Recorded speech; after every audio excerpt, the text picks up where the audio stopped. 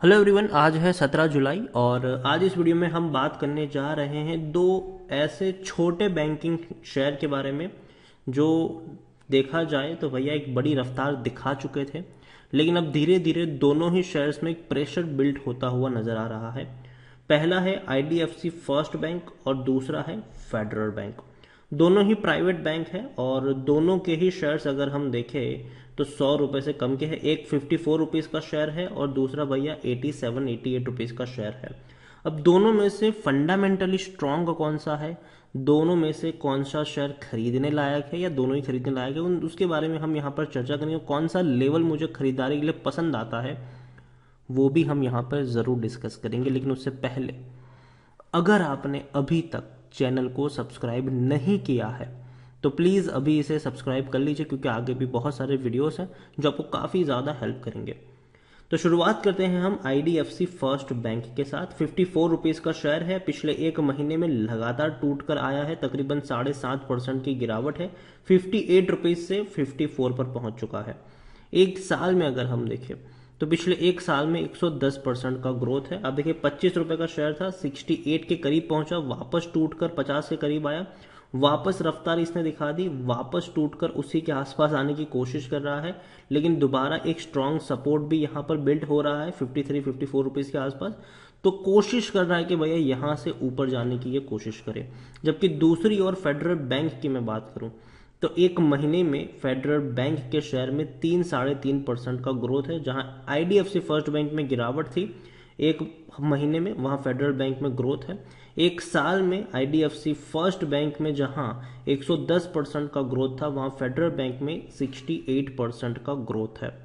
कम growth है लेकिन अच्छा ग्रोथ है। आप देखिए यहाँ पर एक बड़ी रफ्तार बनी थी, शेयर 90 के करीब पहुंचा, ठीक है, बाद में टूट के नीचे आ गया, 70 के करीब पहुंच गया, दोबारा तेजी दिखाने की कोशिश की, दोबारा 90 के करीब पहुंचा, दोबारा टूट गया, दोबारा तेजी दिखाने की कोशिश की, दोबारा 90 के करीब पहुंचा, दोबारा नीचे की तरफ है। मतलब एक स्ट्रांग रेजिस्टेंस जो है वो 90 के आसपास देखने को मिल रहा है। अगर उस लेवल को ये तोड़ देगा तो आगे 100 रुपए तक के भी आपको टारगेट देखने को मिल सकता है। लेकिन जब तक ये स्ट्रांग रेजिस्टेंस है तब तक शेयर मुझे लगता है कि थोड़ी सी गिरावट दिखा सकता है। लेकिन नीचे के लेवल पर बाइंग के मौके क्यों हैं वो भी हम यहाँ पर बातचीत करेंगे। तो पहली चीज, IDFC First bank large cap share है, 33,000 करोड़ के आसपास का इसका मार्केट कैप है। फेडरल बैंक की मैं बात करूं तो वो एक मिड कैप है, 17,600 करोड़ के आसपास का इसका मार्केट कैप है। आईडीएफसी फर्स्ट बैंक में वॉल्यूम ट्रेड तकरीबन 3 करोड़ के आसपास के हैं, जबकि फेडरल बैंक में वॉल्यूम ट्रेड 1 करोड़ के आसपास के हैं। आईडीएफसी फर्स्ट बैंक में अगर हम देखें तो प्रमोटर के पास 36.60% की होल्डिंग है, 10.88% की होल्डिंग एफआईएल्स के पास है, 2.62% की होल्डिंग म्यूचुअल फंड, 7.55% की होल्डिंग इंश्योरेंस कंपनी के पास है। जबकि फेडरल बैंक में अगर मैं आपको सिचुएशन दिखाऊं तो यहां पर कोई बड़ा प्रमोटर है ही नहीं, ठीक है। लेकिन एफआईएल्स, म्यूचुअल फंड, इंश्योरेंस कंपनी, भाई साहब बहुत बड़ी क्वांटिटी है इनके पास। 24.51% की होल्डिंग एफआईएल्स, 30.23% की होल्डिंग म्यूचुअल फंड, 11.80% की होल्डिंग इंश्योरेंस कंपनी के पास है। इतना ही नहीं, फ्रैंकलिन टेम्पल्टन के पास 4.94% की होल्डिंग भी देखने को यहाँ पर मिल रही है। मतलब अगर हम कंपेयर करें आईडीएफसी फर्स्ट बैंक से फेडरल बैंक को तो डेफिनेटली फेडरल बैंक में बड़े फंड हाउसेस का पैसा ज़्यादा लगा है। और दूसरी तरफ अगर हम बात करेंगे डिविडेंड की तो 2018 में आईडीएफसी फर्स्ट बैंक ने आखिरी बार डिविडेंड पे किया था। जबकि फेडरल बैंक के डिविडेंड की अगर हम बात करें तो federal bank dividend paying share है ये। इस साल इसी जुलाई महीने में इन्होंने डिविडेंड की अनाउंसमेंट भी करी और आप देखिए तकरीबन 70 पैसा का डिविडेंड पे किया है, 35% का। तो यहां पर भी फेडरल बैंक के क्लियर विनर के तौर पर उभर कर आ रहा है। Technical rating IDFC First bank की अच्छी नहीं है, डाउन ट्रेड में है ये शेयर। और फेडरल बैंक की टेक्निकल रेटिंग अगर हम देखें तो अच्छी है, तेजी यहां पर बन सकती है। आईडीएफसी फर्स्ट बैंक के बारे में अगर हम देखने की कोशिश करें तो बेचने की सलाह कोई नहीं दे रहा है। 92% लोग खरीदने की बात करें और 8% लोग होल्ड करने की, according to Moneycontrol user, और ये सलाह है IDFC First Bank. Federal Bank की अगर मैं बात करूं तो फेडरल बैंक में 50-50 का मामला है, 50% लोग खरीदने की बात है, 50% लोग बेचने की बात है। रीजन यह है कि देखो एक स्ट्रॉन्ग रजिस्टेंस, जैसे कि मैंने आपको बताया 89 या 90 के आसपास का, कि वहां से शेयर हमेशा एक प्रेशर झेलता है और नीचे की तरफ आता है। एक और चीज अगर हम देखें तो वो है भैया रेवेन्यू का।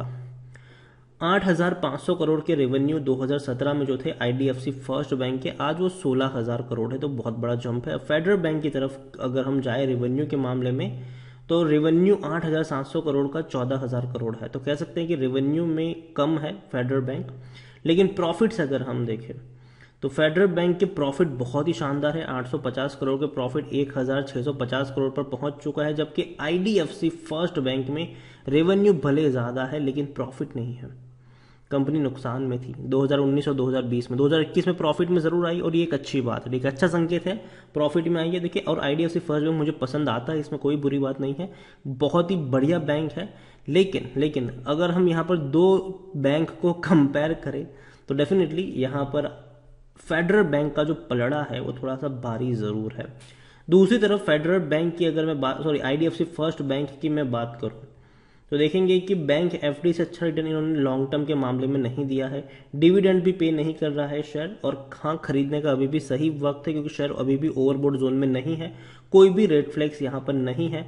हाई पी के ऊपर ट्रेड कर रहा है, 69 का इसका पी रेशियो, जबकि सेक्टर पी 26 का है, ठीक है, और 18% एनालिस्ट खरीदने की सलाह दे रहे हैं आईडीएफसी फर्स्ट बैंक की यहाँ पर बात करें। और फेडरल बैंक में ये पूरा मामला उलट है। फेडरल बैंक में देखिए करंट वैल्यू जो है वो इसकी इंस्ट्रिक वैल्यू से कम है, बैंक एफडी से अच्छा रिटर्न ऑलरेडी इन्होंने दिया है। डिविडेंड की मैं बात करूं तो एटलीस्ट डिविडेंड पेइंग शेयर है, 35% का डिविडेंड भी पे कर रहा है। खरीदने का अभी भी सही मौका क्योंकि शेयर ओवरबोट जोन में नहीं है, कोई भी रेड फ्लैग्स नहीं है। और पी अगर आप देखिए 10.54 का पी है, जबकि 26 का सेक्टर पी। देखिए सेक्टर पी दोनों का सेम ही रहेगा, लेकिन जहां फेडरल बैंक का पी 10 का है वहां आईडीएफसी का तकरीबन 70 का पी हो चुका है, 69 का पी है ये। तो काफी हायर पी के ऊपर आईडीएफसी फर्स्ट बैंक है। जहां आईडीएफसी फर्स्ट बैंक में 18% एनालिस्ट खरीदने की बात कर रहे हैं, वहां फेडरल बैंक में 90% एनालिस्ट खरीदने की बात कर रहे हैं यहाँ पर। अब बात करें थोड़ी सी प्रैक्टिकल अगर बात की जाए तो देखिए डेफिनेटली फेडरल बैंक एक बढ़िया बैंक है, इसमें कोई शक नहीं है, लेकिन आप देखिए एक स्ट्रॉन्ग रेजिस्टेंस जो यहाँ पर काम कर रहा है वो मुझे लगता है कि थोड़ा सा इसको परेशान कर सकता है। लेकिन अगर शेयर 85 रुपये से नीचे मिलता है तो डेफिनेटली आप यहाँ पर बाइंग के लिए सोच सकते हैं। 85 रुपये से नीचे अगर फेडरल बैंक मिलता है डेफिनेटली आप यहाँ पर खरीदारी कर सकते हैं। अगर दोनों में से किसी एक शेयर को मैं कंपेयर करूँ तो डेफिनेटली फेडरल बैंक यहाँ पर क्लियर विनर है, लेकिन खरीदारी के लिए मुझे दोनों ही शेयर पसंद आते हैं। फेडरल बैंक 85 रुपये से नीचे डेफिनेटली आप बाइंग करके चल सकते हो, और आईडीएफसी फर्स्ट बैंक 50 रुपये का एक स्ट्रॉन्ग सपोर्ट है इनके पास, और मैं ये मानता हूँ कि शेयर अभी भी कोई बुरी प्राइस पर ट्रेड नहीं कर रहा है। 53-52 रुपीज़ का एक प्राइस है जहाँ पर आप बाइंग करके चल सकते हैं यहाँ पर, और डेफिनेटली यहाँ पर भी आपको तेज़ी देखने को मिल सकती है, लेकिन आपको इंतज़ार करना पड़ेगा, एटलीस्ट 6 महीने का तो इंतज़ार यहाँ पर करना पड़ेगा अच्छी खासी रैली के लिए भी। तो दोनों ही शेयर्स में से फेडरल बैंक का परफॉर्मेंस बेहतर है फंडामेंटली तौर पर, लेकिन पसंद मुझे दोनों ही आते हैं। तो मैं कहूँगा कि आईडीएफसी फर्स्ट बैंक 50 रुपये के आसपास की अच्छी बाइंग हो सकती है, और 85 रुपये से नीचे अगर फेडरल बैंक मिलता है तो ये भी एक अच्छी बाइंग हो सकती है, चाहे शॉर्ट टर्म हो या लॉन्ग टर्म हो। वीडियो को यहीं पे एंड करूंगा, पसंद आया हो तो लाइक करें, शेयर करें, चैनल पर अगर पहली बार आए तो प्लीज़ सब्सक्राइब करें। और आईडीएफसी फर्स्ट बैंक और फेडरल बैंक दोनों के बारे में आप क्या सोचते हैं वो भी आप मुझे कमेंट में लिखकर बता सकते हैं। Thank you.